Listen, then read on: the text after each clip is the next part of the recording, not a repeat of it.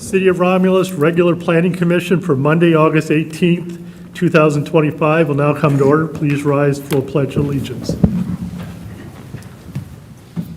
I pledge allegiance to the flag of the United States of America and to the republic for which it stands, one nation, under God, indivisible, with liberty and justice for all. Next item is roll call. Roll call. Mr. Frederick? Here. Mr. Gluckfelty? Here. Mr. McAnally? Here. Mr. Long? Here. Ms. Roscoe? Here. Ms. Jemison? Here. Mr. Crover? Here.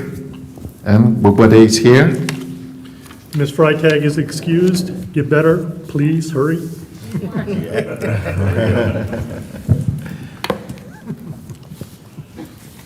Next item is approval of agenda. We have a request to modify the agenda to move item 8A under 6 on our agenda.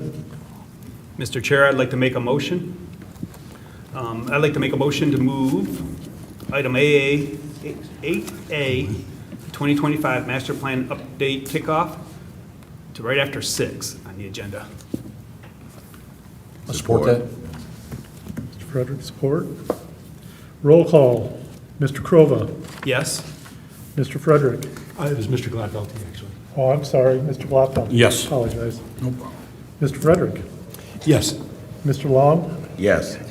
Ms. Roscoe. Yes. Ms. Jemison. Yes. Mr. Boboade. Yes. Motion's approved. Next is approval of the minutes from the meeting held Monday, July 21st, 2025. So moved, Mr. Chair. Motion made by Mr. Frederick, Support. supported by Mr. Long, to approve the minutes. Roll call, Mr. Frederick, Yes. Mr. Long, Yes. Mr. Glotfelty, Yes. Ms. Roscoe, Yes. Ms. Jemison, Abstain. Mr. Boboade. Yes. Motion is carried. Next item, comments from the public on non-agenda items. Anybody here that wishes to speak on anything that is not on our agenda tonight? Seeing no one, move on. Next is public hearings. We have none. Now we'll go on to the 2025 Master Plan Kickoff, Update Kickoff. Are you starting or is Kevin? I'm going to This is start, your show. guys. Let me get my act together if that's even possible. Is the clicker down there? Yeah. Yep.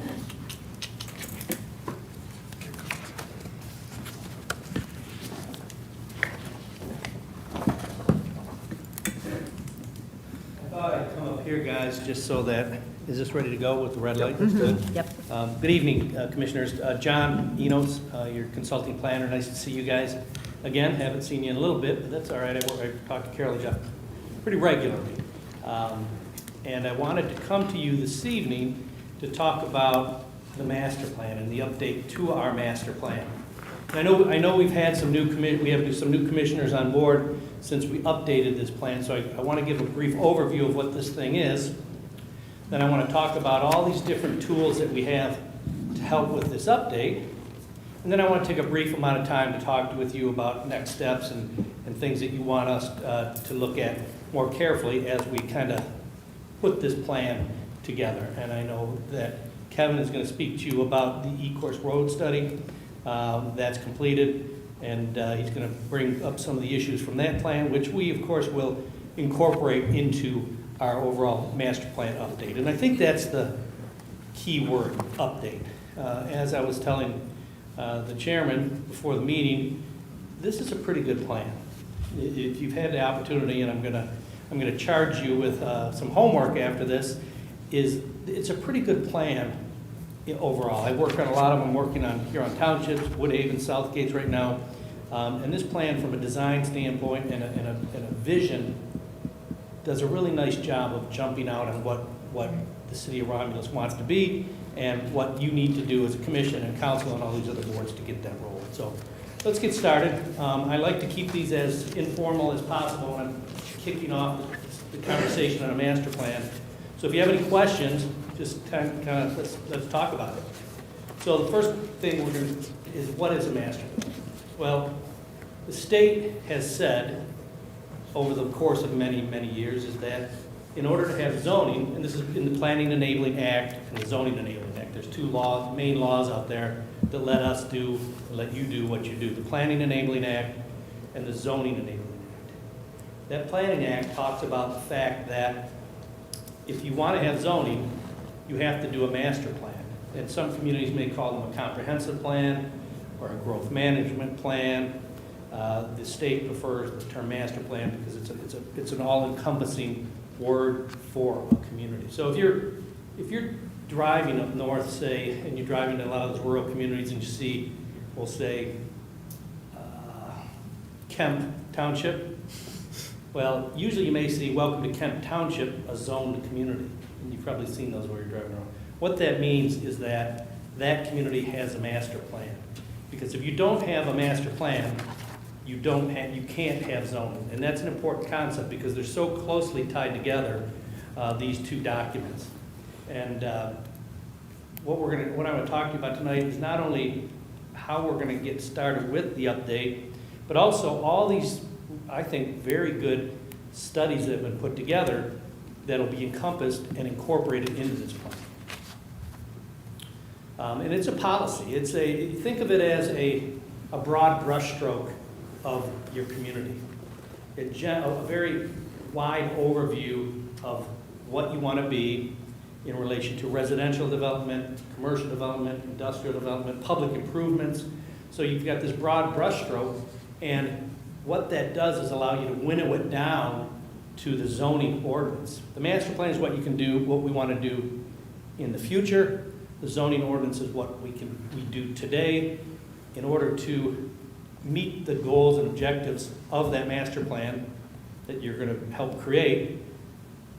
Most of it is going to be done through zoning. So that's important. That's an important tie-in, is that this master plan, while generalized in many ways, is a tool that you'll use when making zoning decisions, land use decisions, zoning text amendments. This document gives you a nice kickstart for a lot of different responsibilities that you as a planning commission has to maybe many times recommend up to council, but a lot of times you do just as you do as a commission.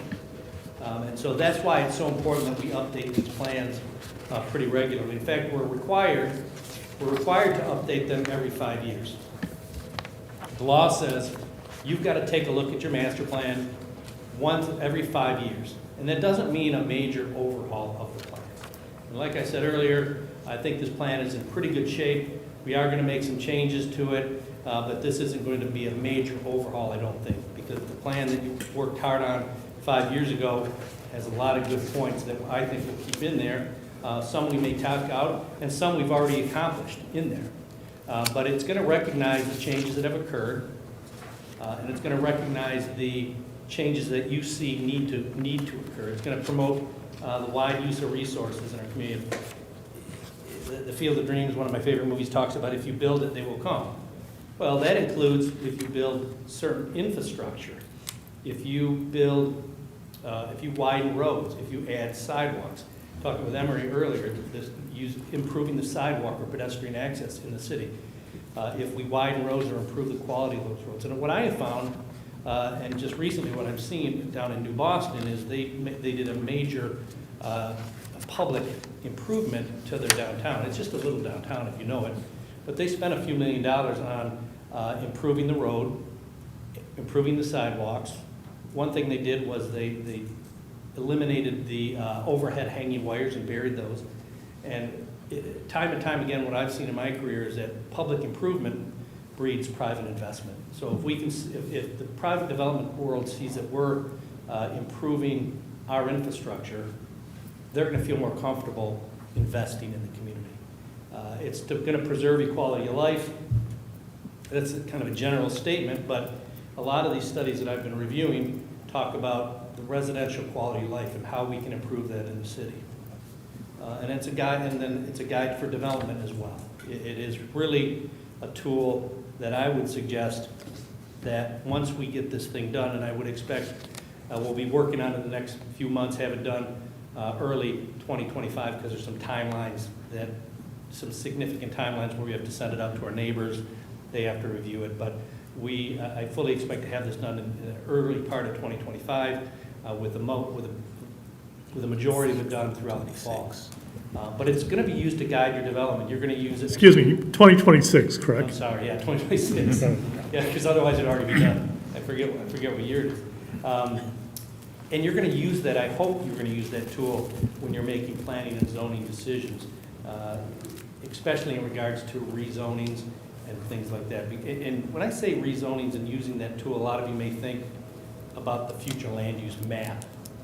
And that yes, while that's an important part of your master plan, this map that shows, hey, we want commercial here, residential here, industrial here, there's a lot of things in that plan, 100 pages worth, that are also just as important, I think. And those are going to be your goals and objectives and your implementation strategy. So as you when I do a rezoning review for you or another community, I always take a look at the master plan and I lay out, okay, the future land use plan calls for this, the map, but also the goals and objectives call for these type uses in that area, or this is where we want to strengthen that area. And again, the last part, like I said, the darn thing's required that we do this every 5 years. And when we do that, we base it on the resources and assets of our community. What do we have now in terms of infrastructure that can support this? We talk with our engineers, we talk with our parks and recreation, we talk with the DDA. We want to know that the assets and limitations that we have, so if we promote certain uses in certain areas, we can do that. What is the character of the community? Romulus, as I'm beginning to get to know it over these last few years, it's a mixture of uses. It's got some rural character, it's got some suburban character, it's got some urban character. We've got the airport, of course. So there's a lot of different characters in the community, to say the least, right? There's a lot of different characteristics in the city that we want to take a look at and what we want to become. And those are going to be different areas of the city, especially north of 94, south of 94, the downtown, around the airport, along Eakers Road that Kevin's going to talk about. There's a lot of different parts of our city that will be incorporated into this. So I want to take a little bit of time to talk about what's already been done, and that's really important, guys, because when you initially did this update to the master plan 5 years ago, there was a lot of time and effort and public input involved. And so over the course of the last few years, what also has been done are these ancillary studies that are on the outside that are specifically associated with the overall city or specific areas that will tie in. One of those is the Vision Romulus. If you had a chance to look at this plan, it's really pretty good in regards to it. And I got to grab my notes on each of these. I want to be comfortable chatting with them.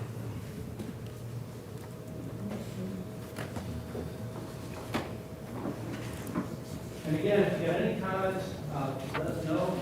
And especially when you get to the point of after we're done, I'm going to ask that if you think of anything, to kind of funnel them through Carol, because she's going to kind of be my go-to in regards to assisting with the updated plan. So this Vision Romulus, I'll pass this around. Actually, they have it. You Yep, all get yep, copies they of have it? it, yep. Okay, very good. And I think the summary's on the next slide. Yeah, it's got this talks about, there's 5,000 acres available for development. There's specific parts of this that talk about a connection to the residents of the community and being transparent in regard to letting us know what's going on. It talks about the gate, that we're the gateway to Michigan. We already know that in many ways. It takes a lot of time to talk about business retention and attraction, and then gets into corridors and neighborhoods and how we invest in community placemaking. And those terms are throughout our current master plan, but I just want to bring up all of these to talk to you about the fact that these important documents strengthen the master. the housing market study that's going on right now, we're taking a look at. Not us, but the city as a consultant reviewing the housing market study. And what is that exactly? Well, most communities that I work in are dealing with housing issues. They're dealing with these issues that primarily look to a community and how we can retain our residents or how we can age in place in our community, how somebody can be born in Romulus, be raised in Romulus, graduate from high school, go to grade school, college, don't do either of those, but they have the ability to still find work and live in their community that they grew up in, get married, have kids, retire, all in different, and those aren't in the same house. I was just telling Carol, my sons had moved out, we recently, and we're downsizing our home, and we bought a condo. But we weren't able to find the kind of condo that we're looking at in our community, because that community it doesn't have a mix of uses. And some people use that term housing affordability or affordable housing. I don't like that term. I like the term housing opportunities. And so that's what this market assessment is doing right now, talking about where is our housing and does it work. E-course road corridor study that Kevin's going to speak to. So I'm not even going to really talk about that, but if you got a chance, I'm sure you have, because you got a copy of it, does an excellent job of talking about this main corridor in our city and what we're suggesting can be done in regards to the mixture of land uses that currently exist on E-course, and how we can improve or promote new uses along that corridor. And so I'm going to let, again, Kevin talk about that. The DDA plan, if you're not familiar with that, we've got a pretty cool DDA plan that talks about how are we going to improve our downtown. And all of these have specific, some of this isn't the most interesting reading, especially when we're talking about the numbers and the TIF plan that we're working on and the DDA plan that's completed. But it does show you all the exciting things that are planned for the city. The DDA plan talks about these captured dollars, and if you're not familiar with the DDA or TIF, tax increment financing, or TIFA or LDFA, our city has a lot of those out there. What that does is talk about capturing tax dollars so that money can be put back into public improvements in that area. If, for example, once your base, say your base amount of taxes in an area of a TIF are $1 million. Well, if you develop in that area over the course of 3-4 years, and that value is up to $1.5 million, you're capturing $500,000 to put back into public improvements. And those include sidewalks, roads, grants for building facade improvements, a variety of different things that the TIF and the DDA plan do.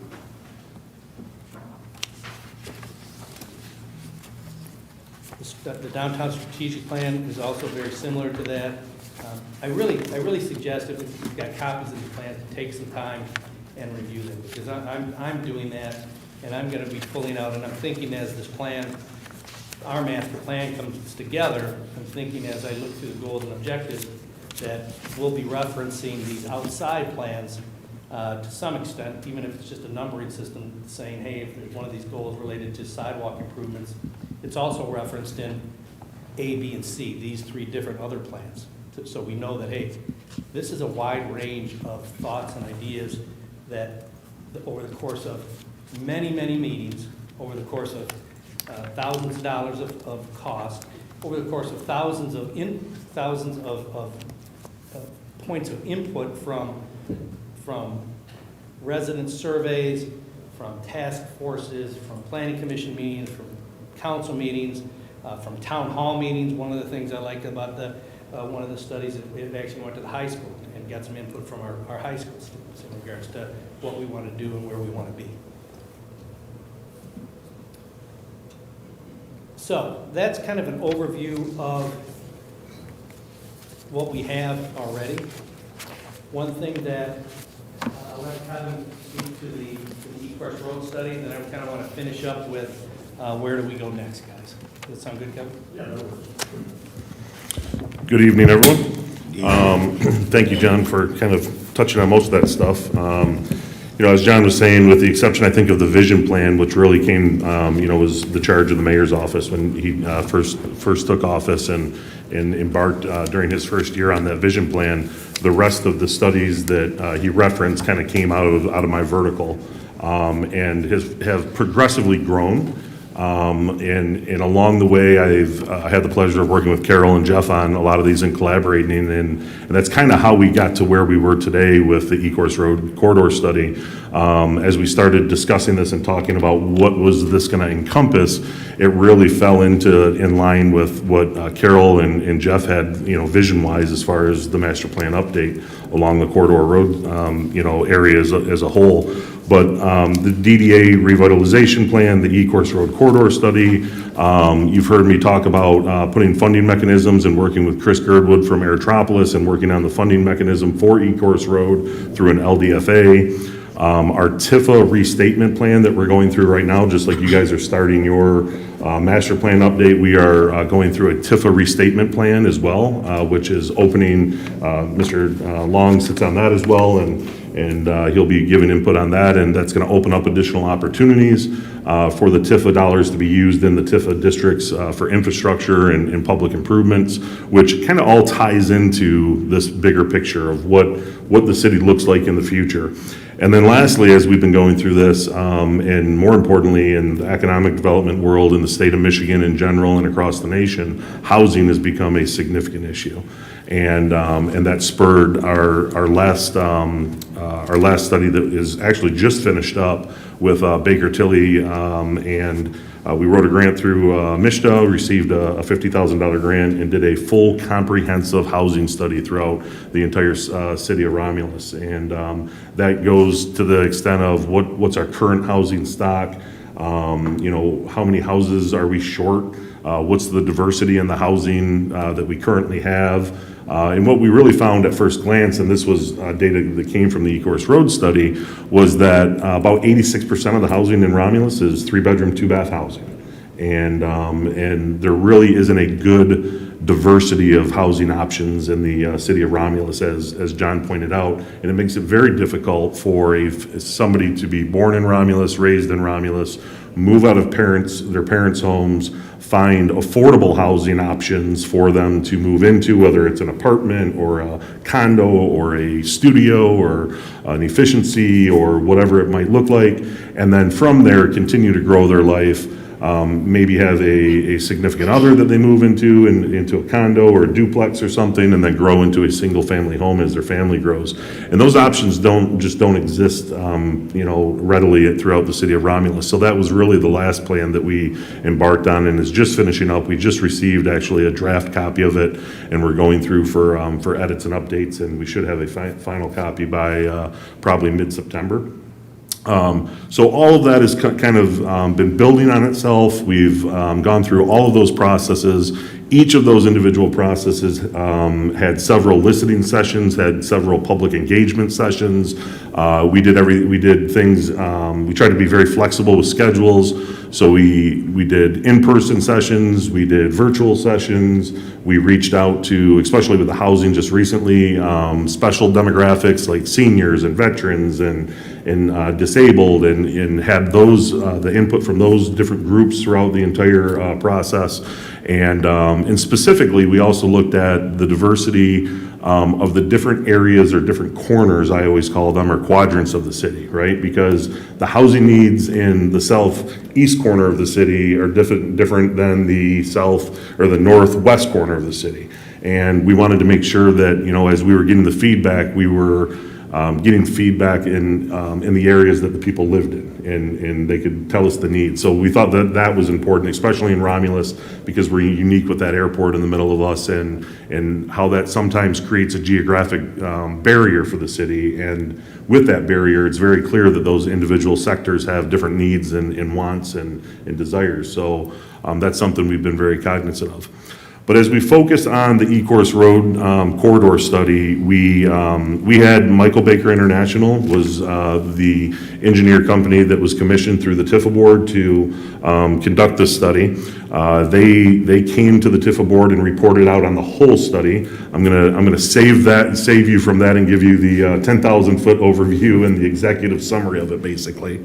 But the four core goals of this study were to promote economic development and explore how to promote economic development and growth across the E-Course Road corridor, determine feasibility of diverse land uses and development capacity along that corridor, improve safety and multimodal connectivity and infrastructure in the corridor, and enhance quality of life or reduce those quality of life impacts that John referenced. And I think that's, that was number 4 on the list, but I think it's sometimes a higher priority for a lot of citizens, because while the airport has a lot of benefits to us, it also creates a lot of, quality of life impacts. When we start talking about sound and air and traffic and geographic barriers. So how do we continue to embrace the airport as that strong economic engine in southeastern Michigan, and continue to grow with it and support it, but also keep that quality of life for our citizens that reside in the city as well. So one of the key things that we really looked at across that E-Course Road corridor is it's not just the Romulus corridor, right? Like the E-Course corridor runs from Southfield Road pretty much all the way out to Ypsilanti. It is a industrial bypass corridor, and it was designed as an industrial bypass corridor from Wayne County. If you talk to some of the engineers down there, they'll tell you that it was made to help logistics, transport, shipping, all of the intermodal types of transportation that we see. It's a connector from DTW to Willow Run. It is a connector from pretty much the city of Detroit with Southfield Freeway and 94 all the way across, heading westward to western Wayne County. And what does that mean big picture for us? Big picture for us, it means that it's going to continue to see the traffic that it sees, and probably see even more traffic because of the opening of the Gordie Howe Bridge that's going to kick off later on this year. We're already seeing some of the impact of that in economic growth and inquiries throughout the city. For the intermodal and trucking industries and produce industries, automotive, you name it, we've received phone calls and inquiries about, where can we place these goods when they come into this area and come into the Detroit region. So we're continuing to see that, but also how do we look at E-Course Road, which has almost all, with the exception, I think, four of our zoning, options out there. E-Course Road has almost every one of our zoning options across it. It's the only area in the city that has that. And how do we look at what's currently there, what we would like to see there, and through proper planning and design, create an atmosphere where you can have industrial next to commercial, and commercial next to residential, or residential next to industrial, or whatever it is, because it's already there currently, and it's been there for a long time, so a lot of it's grandfathered. But how do we continue to see the growth across that corridor as we build out the infrastructure and help to alleviate those impacts of life with growth of roads and everything else, and do so creatively through the master plan and proper design to limit those impacts of life. So we've looked at that, and I would say primarily across that road, we know that 70% of it's residential, and that kind of inherently is contradictory to what we just said, right? It's a Class A road, it's an industrial bypass, but 70% of the zoning across it is residential. So with that 70%, about 90% of that 70% is landlocked because of the design of the lots, right? You have single-family homes at the front that are maybe 100, 120 feet wide, and then you have 2,500 foot depth lots, right? So does that make sense moving forward? Is there a way that we can look at land consolidation in residential areas to build larger neighborhoods?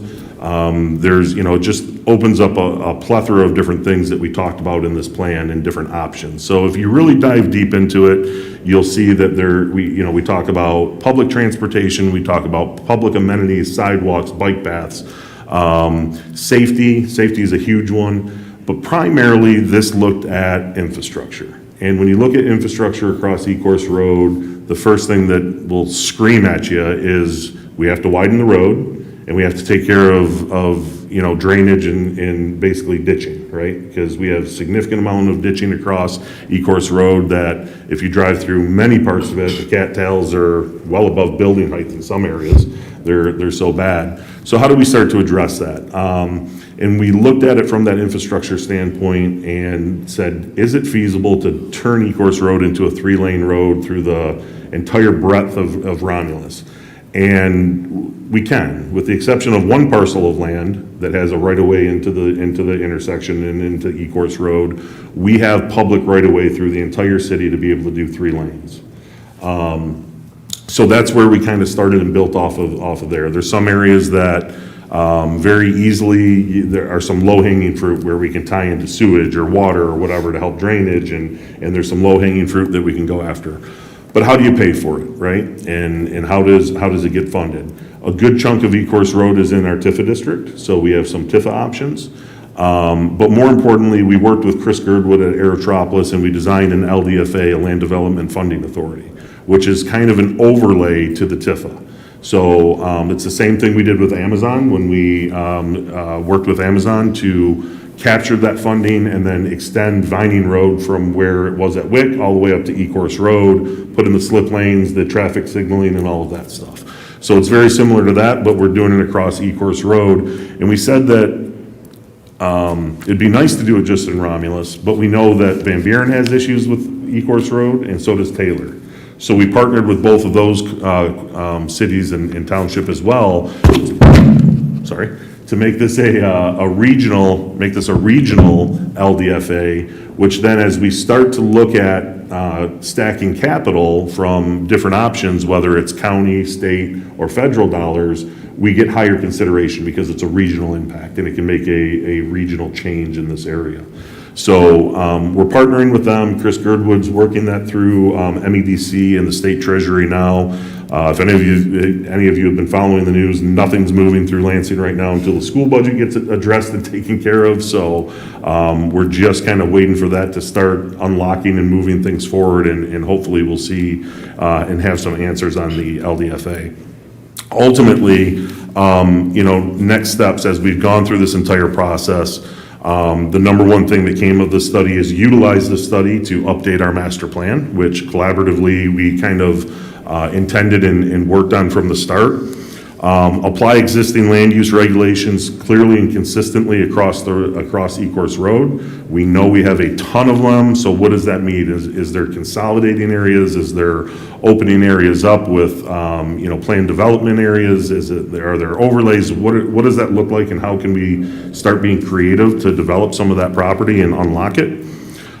Proceed with a design and construction project to widen Ecorse Road from 2 to 3 lanes.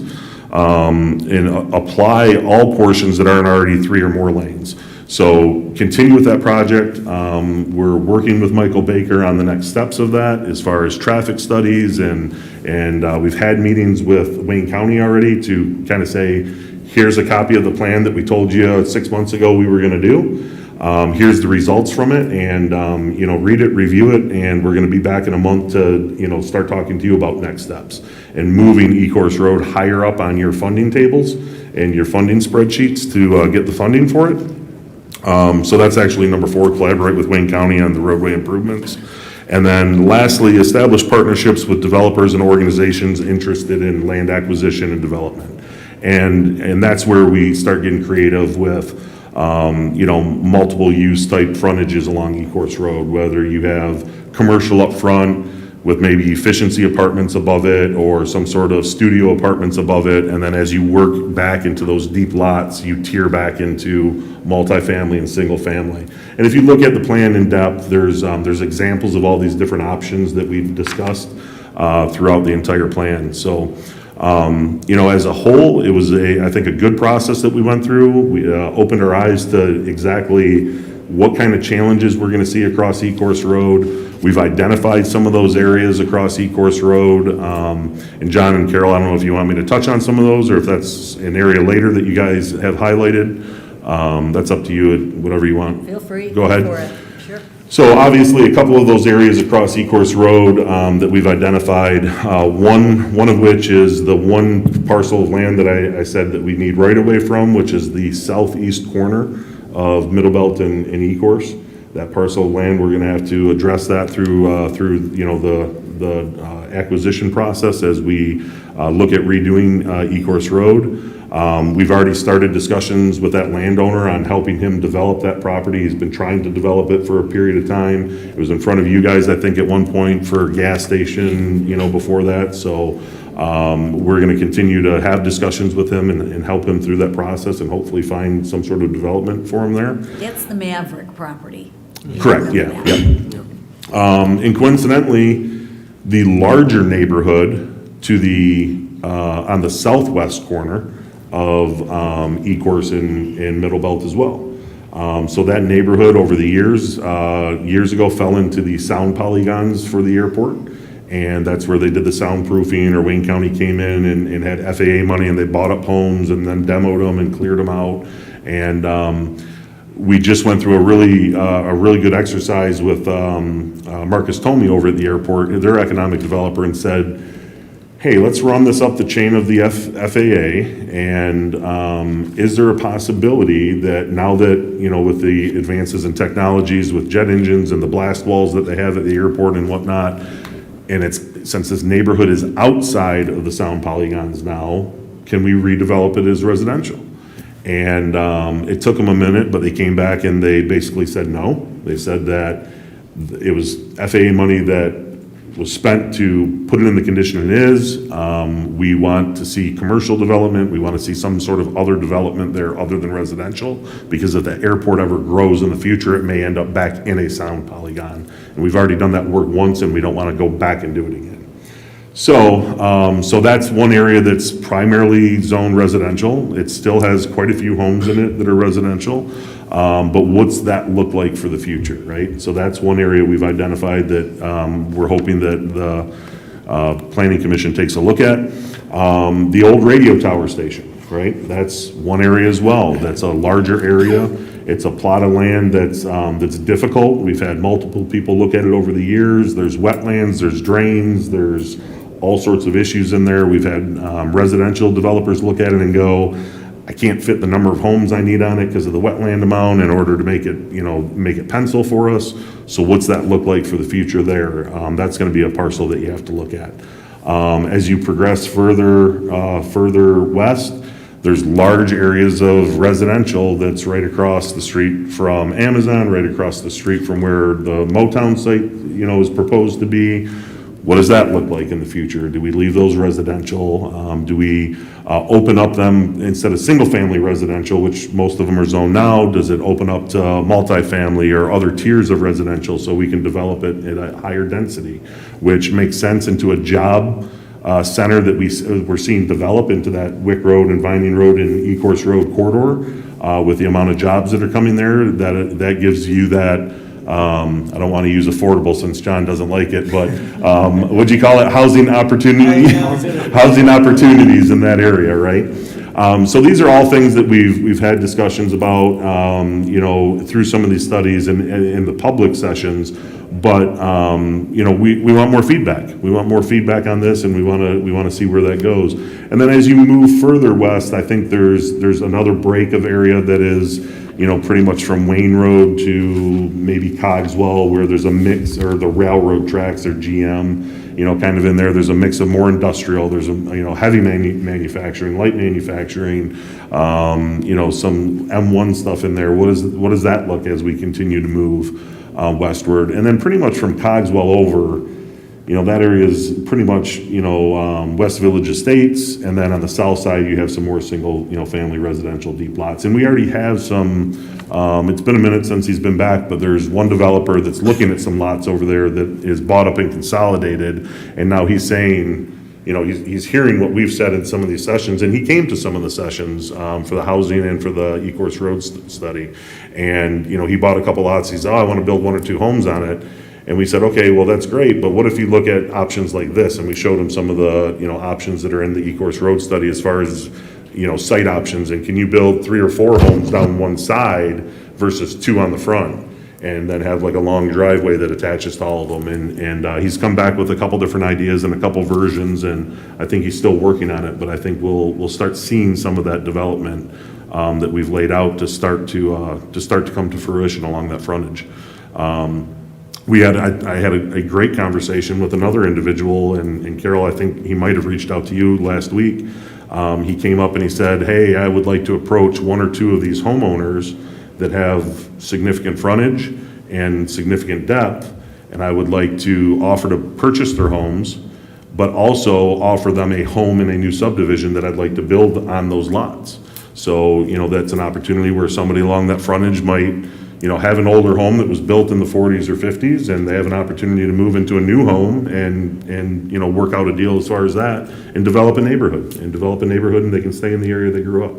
So there's a lot of options out there. I think that this, you know, the Ecorse Road corridor study, again, was primarily infrastructure related with the roads and the ditches and the drainage and the water and sewer, but at the end, we saw that it impacted so much, and there were so many other layers of this that we would have been remiss if we didn't address or talk about them. So we talked about zoning, we talked about land use, we talked about public amenities and sidewalks and bike paths and connectivity, you know, which is a big thing in Romulus, because the amount of infrastructure we have here, whether it's the airport, whether it's the 275 and 94 expressways, it creates a lot of these small pockets of areas of the city that don't have connectivity. And how do we overcome that, and how do we get connectivity throughout the entire city as we're developing new areas? And it's important to incorporate those design features into it. So I don't know if I missed anything or I should touch on anything else there, you let me know. I'd be happy to answer any questions if anyone has any. I think the one thing that you mentioned. Hit it, and it's got to turn red. Don't get hit it. Push it, hold it.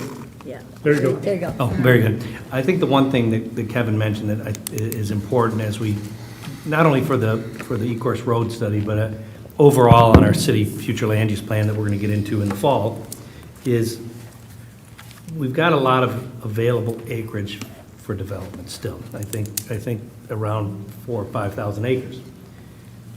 With the economy that we've had and with the location that we have and the infrastructure that we have, there are going to be parcels that as a commission we should look at that for whatever reason are vacant.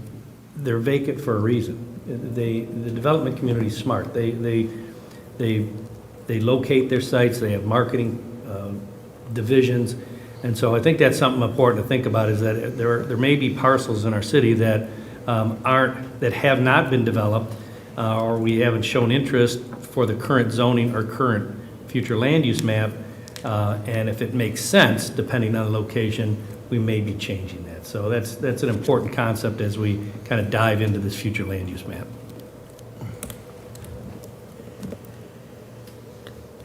Do we have questions from the commissioners? I'd like to, you know, the area around the gravel pit, regional center area, I know, isn't that Motown Sports proposed? I mean, how many years have we been waiting for Motown Sports? I just feel like that could be multi-use housing, a lot of different development could go into that area. And I don't know, do we hold on rezoning in that area for our master plan, waiting for Motown, or do we look at what other options we have as part of the master plan update? So I think the regional center area is really pretty flexible, which is why that RC zoning gets put on there, right? Like, there's a lot that can go into that, right? Like, and, you know, that's a discussion that you probably should have. Again, part of the big picture there is that all of that is owned by 1 or 2 people. And they're holding out. They're holding out for what they want to see developed there, and what they want to see developed might not 100% align with what we want to see developed, right?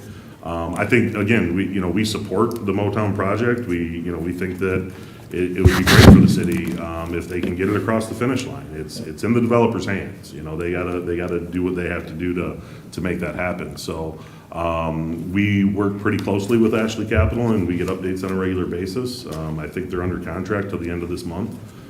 So we'll see what happens. But, you know, the developers gotta come to the table on that one. You guys saw them in front of you guys conceptually, you know, at one point. And again, we've waited.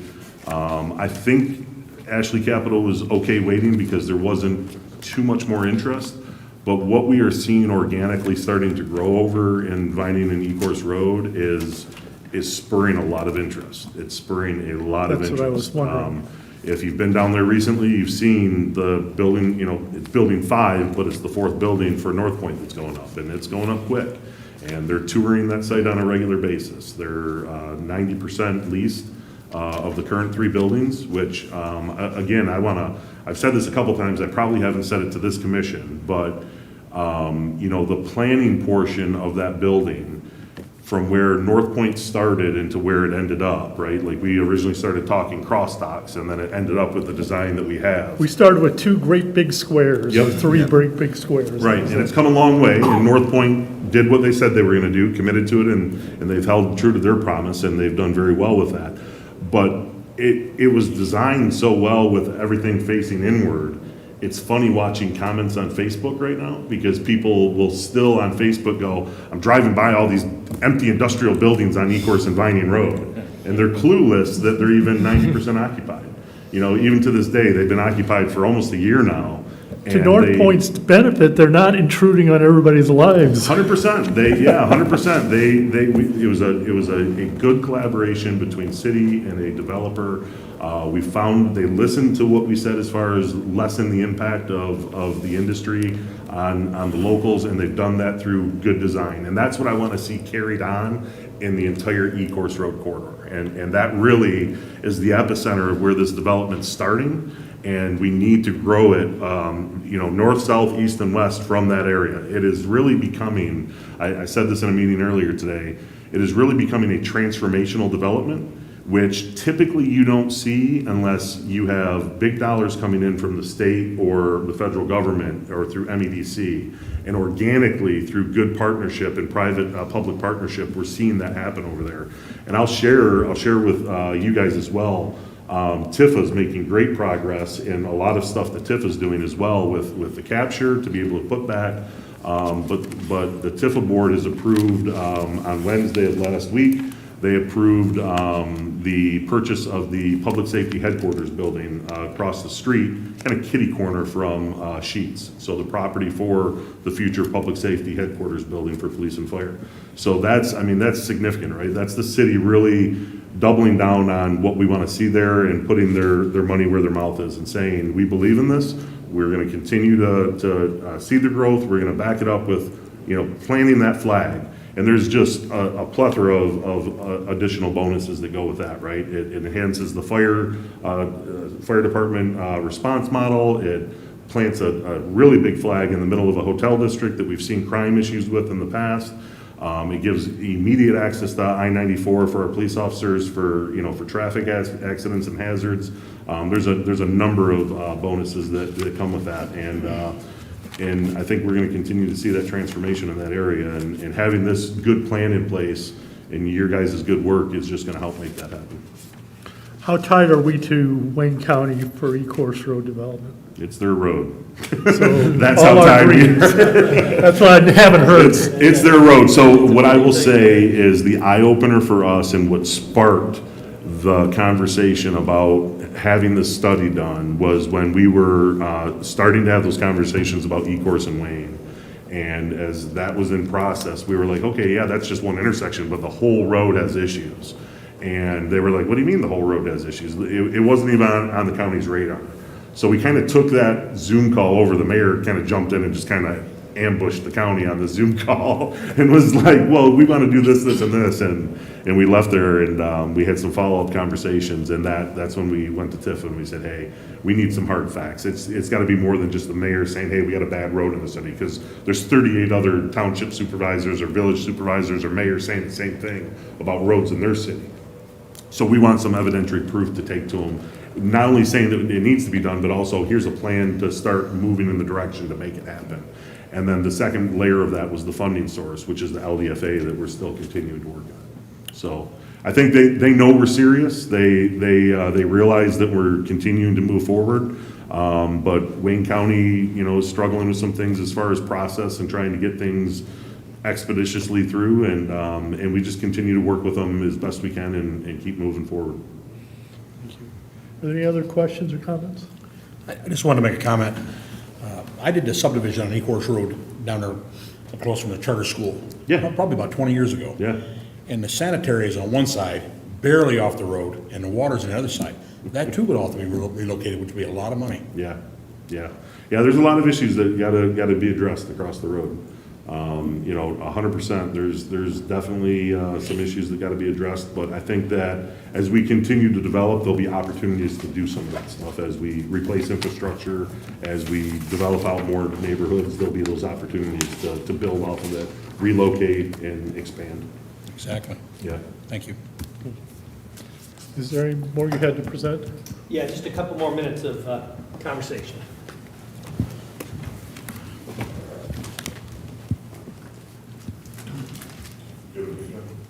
Yeah, thanks, Kevin. I'll be in touch through Carol, Jeff. Thank you, everyone. Good night. So, what next, guys? First, show me who was involved in the last master plan update, just so I have. So we've got some new commissioners. This is a new challenge, or I think opportunity. And you guys understand planning and understand site plans and special land uses and zoning and that process of rezoning and looking at the master plan as a tool, not the only tool, but one of the tools that you use in rezoning. So where do we go from here? Well, like I said, we've got a lot of great information already created over the last 4 years, but a lot of those are just studies. And while a study is important, a master plan is a legal document. A master plan is the tool or the document that a court may look at when making, if there is a lawsuit, and we live in a pretty litigious society these days, that may look at the master plan goals and objectives upon you making a decision, whether that's approval or denial of a rezoning. They're going to look at it. And it's not the only thing they're going to look at, but they're going to look at those goals and objectives, that future land use map, those things, along with minutes, along with comments from the public, all those different things. So we do want to incorporate and create this plan that takes the studies and puts them in a plan. Because again, the plan is the legal document, one of the documents that we use for making some of our decisions. So the process is pretty straightforward. Again, it's in that Planning Enabling Act. It talks about the first things first is we've developed the notice of intent to plan. What that really is just a letter that we send to our neighbors, our neighboring communities, Wayne County, our utilities, saying, hey, Romulus is starting the update of their master plan here in Township, here in Work. And if you have any thoughts or comments, please send them to us, and you'll be notified in the near future when we have a draft available. I like that idea. I like that idea that we're setting the tone, that we're getting started in this document, and that be prepared to be seeing a document in the future. And why is that important? Well, we've got a lot of borders on our community, and sometimes there may be a conflict with what Huron Township is planning and what Romulus is planning.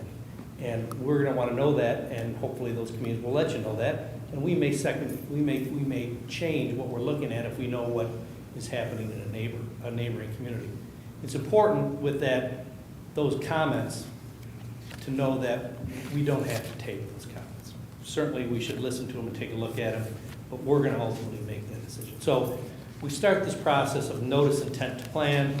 We're going to work on the plan through the fall and get comments. When we have a plan draft that we're comfortable with, the next step is distributing the plan or bumping the plan up to council.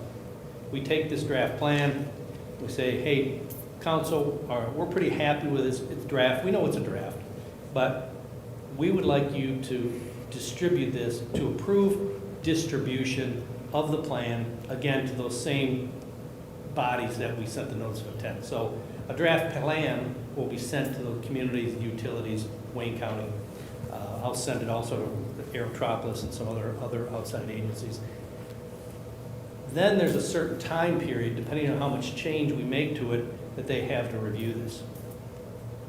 Probably gonna be between 40 and 60 days, depending on what we come up with, if it's a major change or minor change. But it's gonna be somewhere around 2 months for them to be looking at this plan.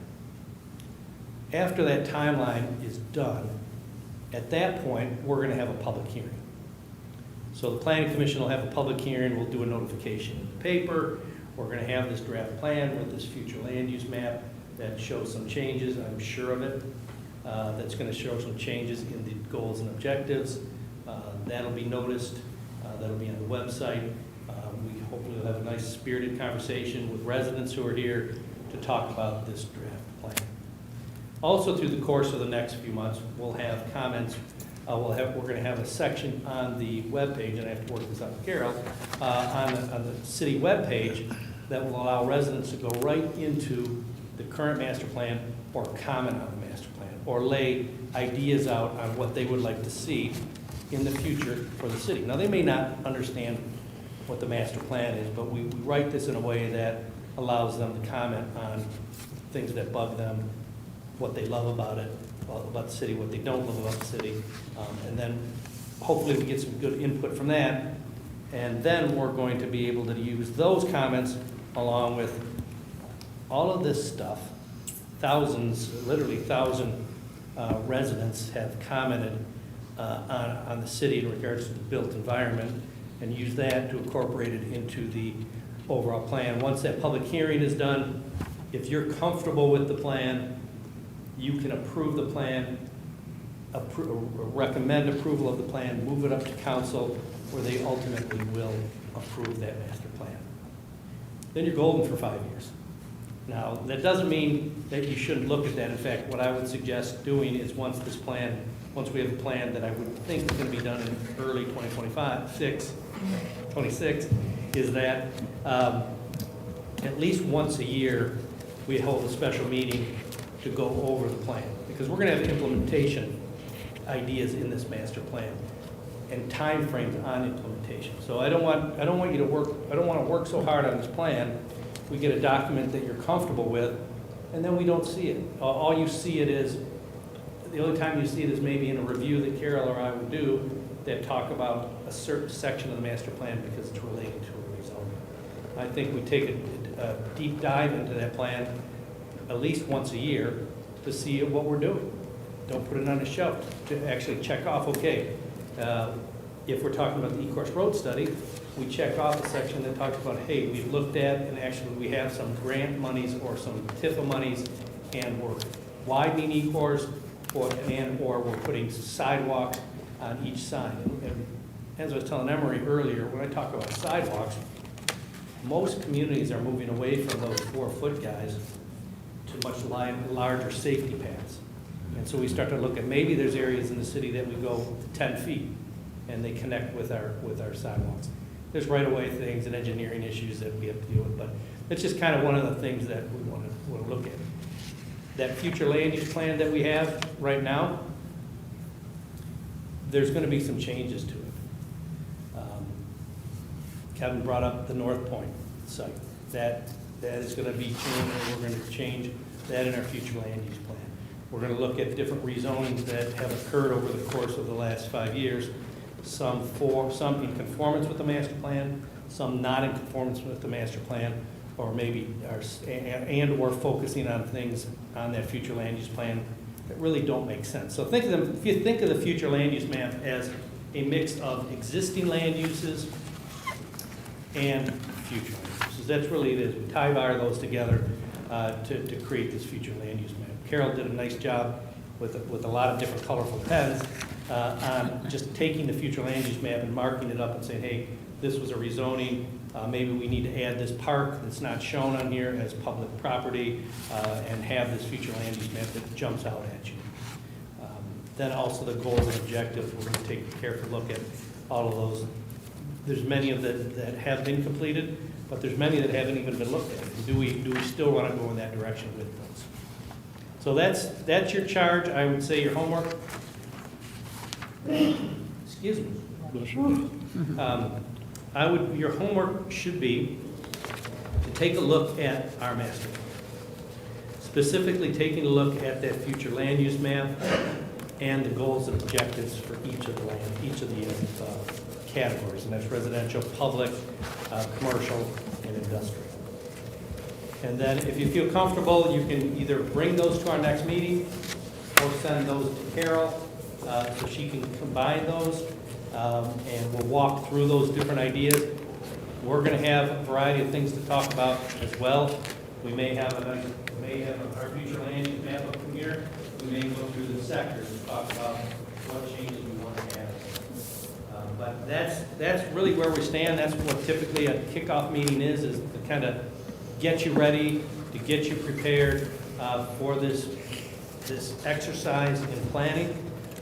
Sometimes it's hard to tie together ordinance amendments, site plans, and special uses together with trying to deep dive into our master plan, but we're going to do the best we can because we want to have this thing done in the next several months. So, any comments or questions?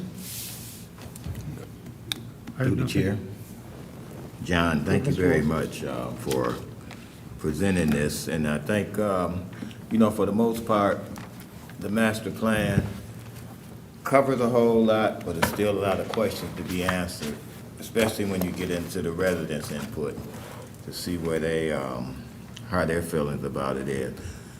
But one thing I would say about Ecorse Road, we saying 3 lanes that we have access that we can do now. But I've always been puzzled by up to Van Buren and up to Taylor, why was Romulus shortchanged in the first place with 2-lane highway all the way through? I mean, that's a question that the county might have to answer and get them some incentive to make us whole again, so. Yeah, come to the table. If we're looking at our neighbors, why aren't we? Yeah, because that's that thoroughfare going east and west. When traffic is backed up on 94, that's the only road leading back to 94 west. So, I mean, that's something that we should take advantage of, and hopefully the county is on board with us. But thank you for your presentation, and You're welcome. I'm looking forward to working through these well stated. issues with you. And again, kudos to you on the North Point project. When I work in a lot of communities that deal with warehousing. That's the kind of the low-hanging fruit these days in southeast Michigan. But I really think you did a great job with the design, especially the truck dock locations and the landscaping. Beautiful over there. Agreed. Any other questions, guys? Again, there's your point of contact, and she certainly knows how to get a hold of me. Thank you. Thank you. Next item, we have old business, TA 2025-002, section 11.07, vehicle and truck repair, service and parking. Yes, we talked about this a couple months ago. We got it started. You're all aware of the fact that the gas station moratorium that was placed by city council resolution has an end date on it, and that's January. And it is going on September, so we've got to get this ordinance going. What ended up happening, we took your comments from the first go-around, looked at the whole section, all of 11.07, and we talked to you a little bit about the used car dealerships that we're seeing a lot of, looking at some standards there. It just keeps growing, and you'll see from this latest draft that there's some things that we've made changes with, working with OHM on some traffic stuff that Jessica's gonna be helping us out more with. There's a few changes shown in this draft right now, but then there's also bubbles that say, working with Jessica Caters, so that we'll be ready for some public hearing draft language, hopefully next month. Steve Hitchcock, the attorney, has put some more of his comments in. He was here last time to talk to you. We just wanted to kind of get it out to you again to see if there's anything. We don't need to go into real long discussions tonight. We didn't know if there was maybe anything glaring in here that you all saw that maybe you'd like a little bit more information on, or, have some thoughts on. So that's really, it's just tonight, it's to sort of show you and just see if you've got any additional comments on it. We are indeed hoping for, to have this all cleaned up and have a solid draft for you for September for a public hearing. I just have a couple of questions real fast for clarification. One is, when this is enacted, will this go retroactively, like for unloading of vehicles on the middle of the street? That'll apply to any business that exists. Yeah, and- that standard's there throughout the ordinance, it's been there for Yeah, years. but if you haven't been stuck on Hunt Street Yeah, beside. yeah. The other one is canopies, where it talks about locating the canopy to the rear. And I'm trying to understand what that means, because think of any gas station I've been to, the canopy's right up front of the station. Right, it's, we have a lot of gas stations in the city, and one of the things that we were asked to look into are some higher design standards that would keep them under control a little bit more, and that was a standard that we found in some other ordinances. I don't know if you've seen that, with the, putting the canopies in the back? Yeah, it's a way to improve the look of a service station. So you have your service station building closer to the road and everything in that. I just haven't seen that anywhere. There's a few of them up North Oakland County, you'll see them where they have we've got the nice design standard requirements for the building facade materials. But like any town, by moving the building closer to the road and putting all of this traffic in the back, and developers are gonna argue with it. They're gonna be, well, they're not gonna know it's a gas station. They're not gonna know where to go get their gas. Well, they know where to get their gas. They know when they pull in there, they drive around, and if they've got a drive-through, they maneuver to the back. And if you've got landscaping, you got a sidewalk, you might have a nice brick knee wall out front, but the building's closer to the road, and depending on where that's at, and as traffic engineers would hopefully support me, if you're moving the building closer, that's going to help and assist at least a little bit in slowing down the traffic. Okay, it's something new, relatively new. Thank you. Are there any other comments? Through the chair, I would like to make one comment in regards to a past project that was rejected by our board, and it was having to do with the petition from GT some months back over on Eureka and Warman. Oh, Quick Trip? Quick Trip? Yeah, GT, Quick Trip, or QT rather. Quick Trip, yep. QT. Now, we rejected that proposal based on the fact that we didn't want diesel fuel in the area. But now we have a proposal probably coming forward from another organization that's even coming closer within the community, but we're ready to jump right on board with that. So when we say for a master plan, are we going by master plan, or are we playing favoritism? I mean, can we distinguish from a board perspective, how we gonna work this out, or how do we stick with the master plan, or do we, for more or less of a better word, play politics with it? So, Can you tell us more about the proposal coming in for another one? well, I'm speaking of something that came before. Can you talk into the microphone? I'm speaking of the proposal that was a couple of months ago that's been, I guess, delayed for the project on Goddard and Vining. Oh, pilot. Oh, okay, that's I thought you were talking about a project in the same area. The zoning is different in the two areas. They're on opposite sides of the airport. And that's a different use. That's a truck stop versus what Quick Trip was. Number one, that property where Quick Trip is C3.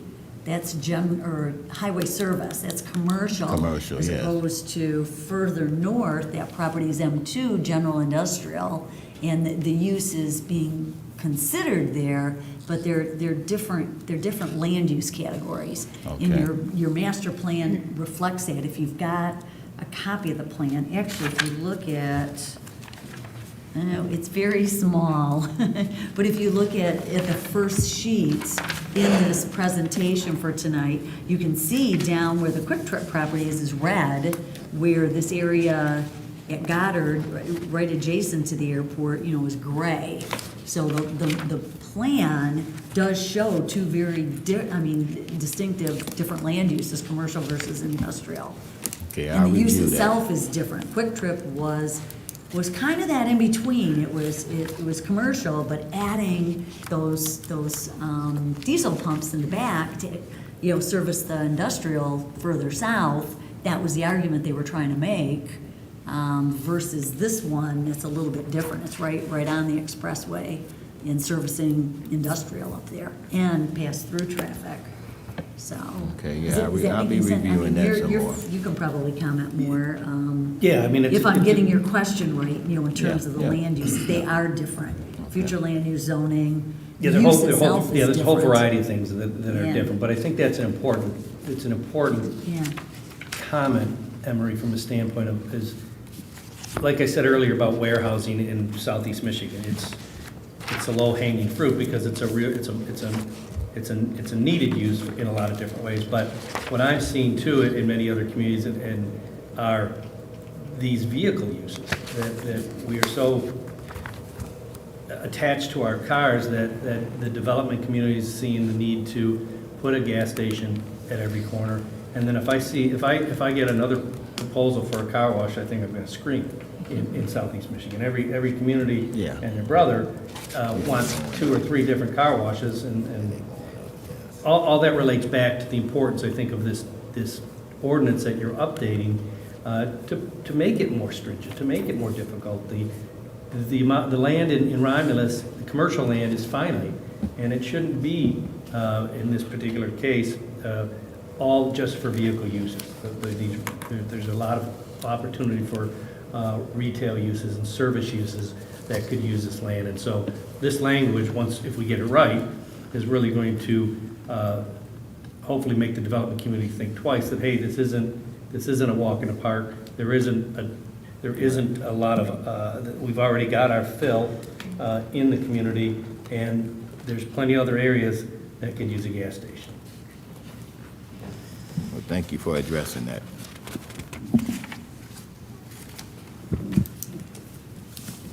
Any other comments? Okay, if not, we'll move on to item 9, PC cases involving advice or input from the planning commission. Nothing. Reports on interest designation, Ms. Roscoe? Yes, I've got a couple things tonight, things that are just coming up this week. First of all, there's going to be a movie in our community. It's called, Sonic 3 is going to be playing on Thursday night, August 21st, over at the Thomas Coleman Center, and that is on Beverly Road. And if you need the address, it's 35351. And it says, bring your lawn chairs, your blankets, your family, your neighbors, and your friends. And it's in partnership with the St. John's Lodge and the APA. So come on out Thursday night and watch Sonic 3. Kids are going to be heading back to school in 2 weeks, so there's not a whole lot of opportunities. They're going to have to do things in the evening because they have to be up at the crack of dawn to go to school. So come on and bring the kids out. And then this Saturday, they've got a shred day here at City Hall in the parking lot. And it's for recycling your paper and your electronics. And if you have any questions as to exactly what you can bring and what you can't bring, because there's a huge long list, you can call 734-955-4542 and ask if you have something that's kind of iffy. There's no hazardous materials that is being taken that day. And it's a day that gives you the opportunity to get rid of some of your papers that you don't technically want to just throw in your trash bin. And that's this Saturday here at City Hall from 9 a.m. to 12. So you only got a short hour, 3 hours, they'll be here. You get in line, you open your trunk, they'll unload it for you, and away you go. So, and then a little bit down the road, but I'm going to mention it tonight, is they're having a mental health fun day. It's going to be located at the Historical Park in Romulus, downtown, Saturday, September 13th. It's from noon to 4 o'clock, and they're going to have all kinds of different activities. They're going to have live music, fun raffles, vendors, face painting, relaxation zones, and it's just a time to come get a lot of resources, information, and just chill out, as they say, and enjoy your afternoon. But again, that's September 13th on a Saturday from noon to 4 o'clock at the Historical Park. And that's all I got tonight. Just a reminder, we got a month away, and it's Pumpkin Festival. The 19th through the 21st, kick off with Friday night with Parade of Lights, and it goes through Sunday with the Unity Day. So mark your calendar, plan your 3 days out, and come on in and enjoy. We're hoping that everything's going to go really good, and that we have really good weather for that. That's all I have. Anybody else have it? Ms. Jameson? Yep, yeah, thank you for that segue. So just want to reiterate the Pumpkin Fest. So this year, we're going to have the Fun Zone again, all 3 days, free for the kids. I think there's 6 different bouncies. But also on Unity Day this year, we actually will have a zip line, free for everyone. Wow. So this is a first blast because we just let that cat out the bag. And also I think it's like a 30 by 40 Nerf obstacle course thingy where they run through, and I think they had it a couple of years ago, but anyway. So yeah, that will be free, of course. And then also with the food vouchers on Unity Day as well. I believe that they are still taking applications for the Romulus Has Got Talent. So anyone who wants to participate in that, Worship in the Park at 10, and Hometown Hero announcements. We do have several applicants. I'm not sure how many as of this point. I don't know if they're still taking them, but if you have someone you want to nominate, shoot it in there. So it's going to be a good time. So spread the word. Thank you. Thank you. Okay, after that, we have our communications. We have project status report for August 14th, 2025. Any questions on that? No, there's not any questions for you, just unless you have questions for us. I have a question. What's going on with the building over there at Vining and Smith? Costco was looking at that building. I see a lot of work going on in that building when I drive by there. There is a lot of work going on at that building. Costco is taking one half of the building with the amount of dock doors that they're allotted. And then there's another, funny as that sounds. Surprise. And then the other half of the building, I just got a call on, but I don't know who it is yet, but somebody's interested in leasing the other half of that building as well. They're doing an office build out inside there that they're almost complete with on the one side. Just redoing the, like. Been a lot of activity there last month. Oh, yeah, it's all permitted and everything's flowing, but they're almost completed. One other question, that just north of Sheets there, Pack Rat is in there. Do we allow outside storage? I don't remember that. There's a lot of outside storage going on over there. You're talking about the Pack Rat containers. Yes. Parked where the semi-trailers are supposed to be parked. Exactly. So last time I was over there, I mean, they're parked in those areas orderly like a semi-trailer would be. And they're not blocking any lanes or anything like that. And they're utilizing it as like their semi, and they have a machine that they move them around with and everything like that. And they're utilizing them as their storage like a semi-trailer, like a semi-truck would be parked there in the same way. So I mean, they're storing in the same area the semi-trucks will be parked, but they don't have the semi-trucks actually parked there. Yeah, I see a lot of activity over there. I see some U-Hauls coming in, and I see garbage blowing around, and they're taking stuff from the U-Hauls, putting them in the containers. You know, if they neaten up their act, it wouldn't be too bad, but they're, Well, I'll get back over there, because I was over there a few months ago, and everything got pretty neatened up and orderly, and we went through the whole thing. And, but I'll get back over there and look and see what it looks like. okay. Thank you. Tell them too, Opus, the other building in the development you're talking about is also getting a tenant in there. Yeah, I So you were believe talking about there's- the Scannell building at the east end, and then there's the two new buildings on the west end on the corner. And we do have a tenant going into building A. Yes. Auto, K, no. I don't remember their KS, name. They're not quite as Yeah, they're far not quite along. there yet, but they're I talked to moving Jeff a along. lot about the Jessica's Doco looked at- building. Yes. Jessica's looked at their It's, traffic study, and they're getting ready to get in there. Not too so- happy about that. No.